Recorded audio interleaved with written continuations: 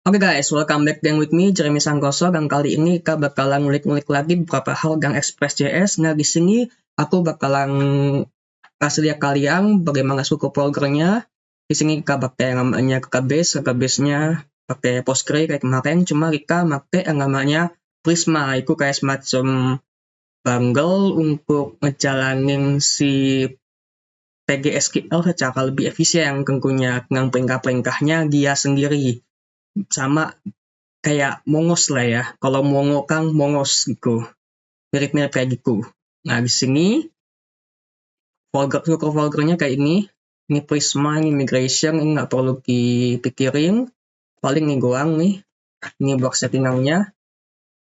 Settingan dari sana lah ya. Nah, ini kita hirauin aja soal setting di sini. Nah, kita langsung lanjut ke sini. Di sini ada yang namanya connection blok si database-nya. Nah, ini client. Langsung aja kita ekspor punyanya si Prisma yang di sini. Prisma client. Oke. Terus di sini juga ada yang namanya controller, middleware, root, sama AppKS. Ini middleware ini tambahan dari aku buat validasinya aja. Tambahan middleware lah ya.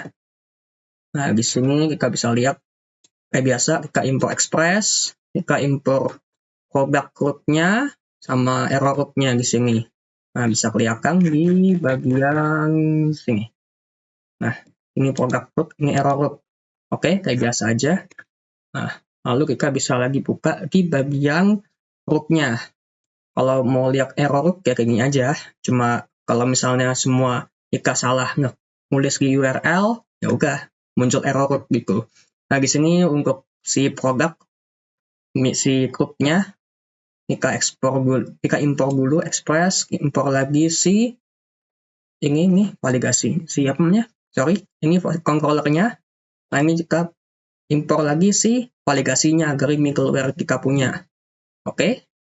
Nah, di sini tinggal kita pasang-pasangin aja nih. Kita pakai Express Cooker fungsinya. Nah, di sini di cooker.get kita pasangin middleware-nya. Punya fungsi dari read. Fungsi atau maker sama aja lah ya.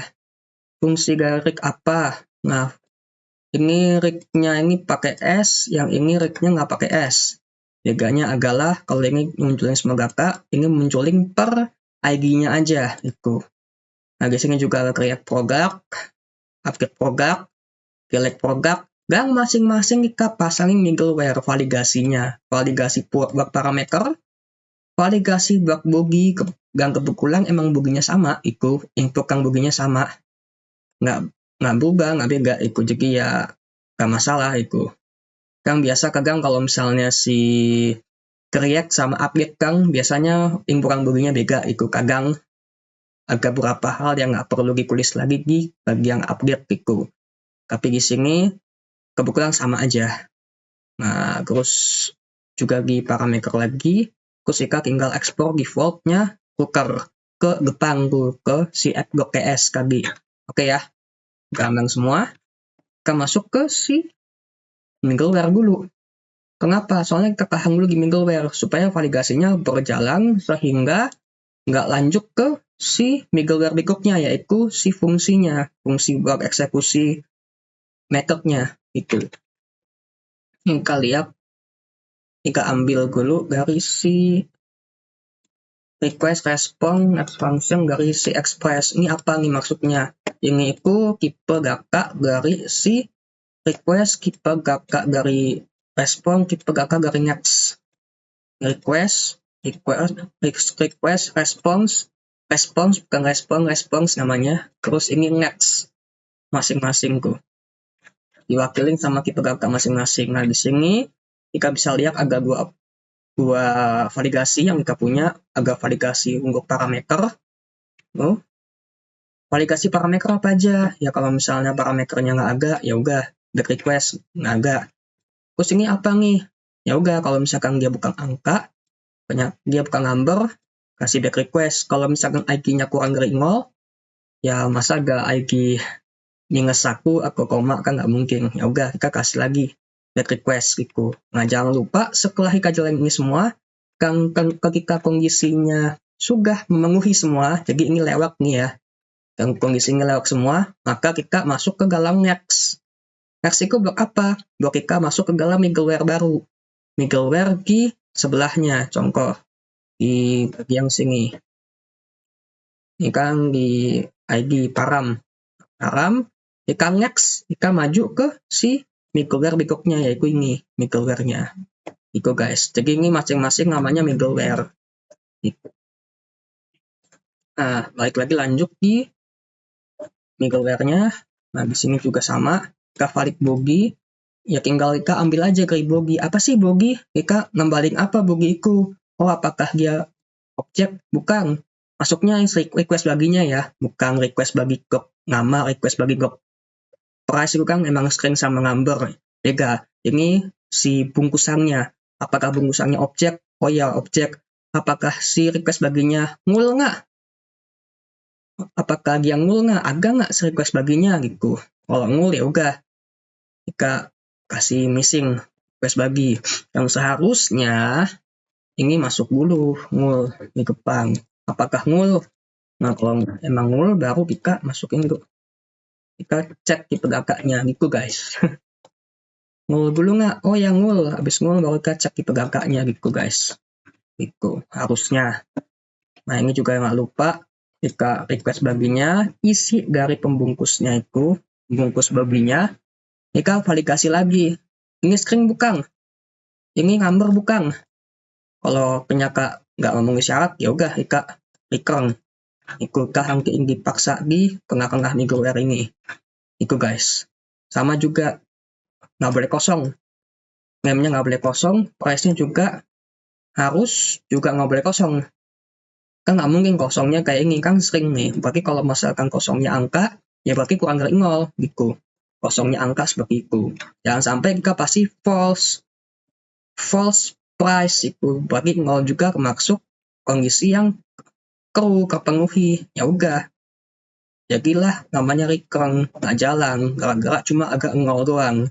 Gitu guys. Setelah ini baru kita next. Masuk ke middleware selanjutnya. Oke. Suara aku masih jelas kan ya di sini ya. Agoknya agak kurang kecepatan agoknya.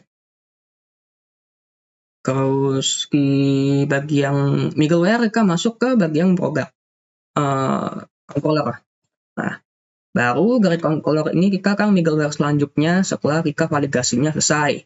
Nah, validasi selesai baru kita request response ngambil dari si express kita data lagi-lagi. Di sini nggak ada next karena ya kita mau kemana lagi gitu. Kita emang berhenti di sini aja middleware-nya, nggak kemana-mana lagi.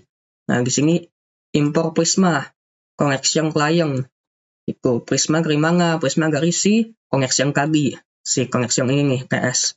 Nah, kita masing-masing ke ekspor aja di sini.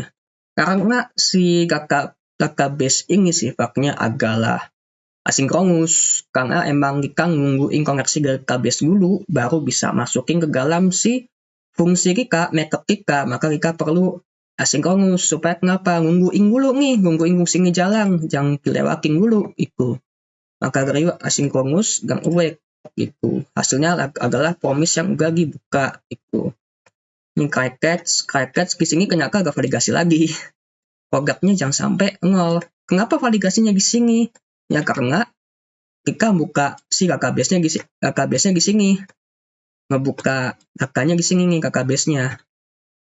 Sehingga kita baru bisa validasiin di sini. Kalau di tempat yang sebelumnya kan nggak bisa validasi. Kenapa? Kita nggak buka database-nya di belakang. Nggak ngapain juga buka database-nya di gua-guaan middleware. Kan boros memori juga. Ngapain gitu? Satu middleware aja buat membuka database selesai gitu. Kurang lebihnya gitu. Jadi kita buka database-nya di sini aja, dan validasi ke database-nya ya di sini gitu. Kalau misalkan isi dari produknya length-nya 0, ya udah kita tolak. Terus ini sukses. Nah, juga kalau misalkan di sini, jadi di sini ringkas nih guys. Kemarin berangkakan karuan, soalnya kenapa? Validasinya aku taruh di dalam si controllernya, ya hancur. Harusnya dipisah di dalam middleware sendiri, jadinya rapi guys. Nah, di sini juga read product. Read product ini apa sih read product? Kita untuk baca product. Produknya by apa? By IG. Nih, kan beda. Ini plural sama singular. Di sini produknya apa nih? Awake Prisma produk. Nah, ini buat jalanin si perintah query-nya. Nih, perintah query. Find many. Terus ini unit, find unit. Ini perintah query-nya. Where, gimana IG-nya berapa nih? IG-nya masuk sini. Tapi sebelum itu kita parsing dulu. Kenapa? Ya karena IG itu isinya berupa string, bukan berupa integer. Maka dari itu kita harus parsing dulu si IG-nya. Nah, habis itu baru kita produknya apakah dia kosong, nul. Nah, kebetulan kalau misalnya di database ini enaknya pakai database gitu guys. Kalau kita pakai database, dia bisa kita lihat kembaliannya. Kembaliannya apa nih? Kembaliannya nul. Ya udah, kita kasih aja sama dengan nul, selesai. Kalau misalkan pakai array kan array of object kayak kemarin, kembaliannya itu bisa macam-macam kemungkinannya. Bisa NaN lah, bisa nul lah, bisa undefined lah, bisa false lah. Kita mencegah banget gitu kejadian hal yang aneh-aneh. Tapi kalau misalnya di dalam database, dia udah di deskripsiin banget. Oh, kalau misalnya nggak ketemu, ya udah kembaliannya nul gitu dari si tadi barusan si API-nya itu yang kau udah fetching itu. Oh, nul nih kembaliannya dari si database itu, ya udah tulis aja nul di sini. Itu guys. Nah, ini fetch-nya sukses. Kayak biasa kita kasih catch error-nya. Nah, create product nih. Ini juga sama, kita tinggal jalanin perintah query aja, nggak usah repot-repot kayak kemarin. Yang gimana kita harus kalau mau create, kita mesti nge-push dulu. Kalau mau update, kita mesti buang query, mesti buang data dari si array, habis kita buang, terus kita kan filter gue ya, kita masukin filternya plus masukin data baru. Kalau lebihnya gitu repot sekali, sampai panjang goringannya ke bawah. Belum lagi validasi, masuk lagi di satu dalam controller, udah pusing. Banyak sekali di dalam satu fungsi ini. Kalau kayak ini lebih rapi lah kurang lebihnya. Karena ini kan main database, itu semua ditangani sama si database sendiri. Nah, baik lagi di sini kita bisa lihat ada yang namanya create product, kita udah serahin semua sama database-nya. Pokoknya kamu create product lah, kembaliannya kita tinggal validasiin aja. Nah, di sini create product, return-nya internal server error nih buat misalnya patch error. Nah, di sini baru update product. Update product ya oke, tinggal jalanin aja update. Apa yang mau di-update? Apa yang mau di-update? Selesai? Ya sudah, tinggal kita kembaliin responnya. Responnya oke, ya sudah selesai. Tinggal catch error. Udah. Nggak usah lagi namanya filter, nggak usah namanya lagi bikin create baru gitu, kurang lebihnya gitu. Meskipun balik lagi di sini sebenarnya agak perintah si query juga sebenarnya. Kalau misalnya kamu mau jalanin gua perintah query, misalnya kita nggak mau update nih, kita mau hapus kakaknya, kita drop semua, habis itu kita create baru gitu. Kita find, kita tarik, 2 kali kerjaan sih sebenarnya. Tapi itu juga dilakuin sama beberapa analis kurang lebih untuk menghindari ya kerumitan data, cuma kan berisiko juga ngebuang satu data. Ya, aku juga nggak ngerti lah pemikiran mereka, aku juga seperti mereka, tapi agak cara seperti itu juga yang aku pelajari waktu itu. Di kekurangan kernet agak seperti itu. Ya, kekurangan kernet lagi. Select product. Nah, select product, di sini kayak catch, ini select productnya, tinggal kasih aja apa namanya query select sesuai perintahnya si Prisma, nggak perlu lagi kasih select into bla bla bla where apa, nggak perlu. Ini mirip-mirip kayak Mongos lah, kurang lebih sama proses. Nah, di sini kita kasih select, nah udah selesai. Tinggal catch error, udah selesai. Agak lagi dan harus dipusingin. Bersih codingannya, coding banget dari atas ke bawah. Tuh, bersih banget. Nah, baru kita bisa ngomong off cloud-nya balik lagi. Kita langsung jalanin, ini kan hiralin aja yang kemarin. Kita masuk mesin ini produk nih. Ini post pakai yang kemarin punya. Kan kemarin post, sekarang produk saya ganti.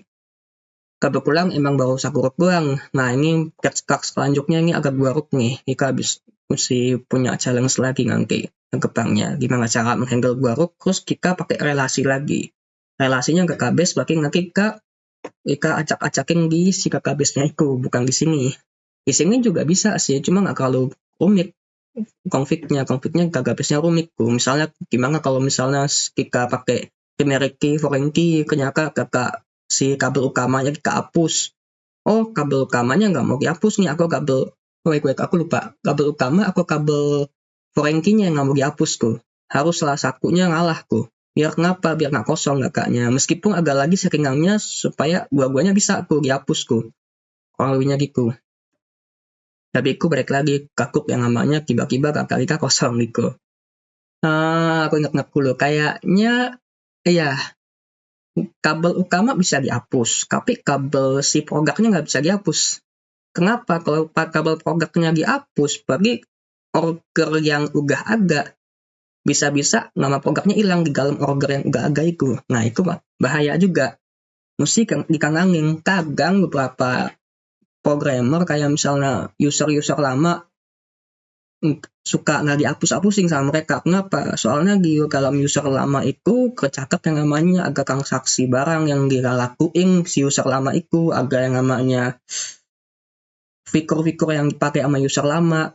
Mungkin buat pembuktian depannya, oh mungkin user ini bermasalah gitu. Jadi si akses adminnya nggak dihapus. Mungkin lebih tepatnya di mengaktifin doang gitu, tapi nggak dihapus. Biasanya gitu yang terjadi di dalam software development ke depannya. Itu guys. Nah ini moment of cook-nya kita pakai get product. Nah ini fetching gak sukses. Ini aku sempat ngisi-ngisi ya. Aku sumber apa jadi mulai dari 4. Ini bisa dihapus aja semuanya. Karena nah ini balik lagi nih aku incoming nih. Harusnya kita kanangin aku incoming-nya. Tadi aku lupa kanangin aku incoming-nya. Jadi aku incoming harus kalau tiap kali gelek mulai lagi dari 1 itu. Cuma ya lah ya. Ini juga cukup juga. Ini produk. Kita lihat dulu gapnya. Misalnya gap pertama. Agak nggak gap pertama? Kalau nggak agak, ya udah. Produknya ngepound gitu. Tapi kalau keempat kan agak nih.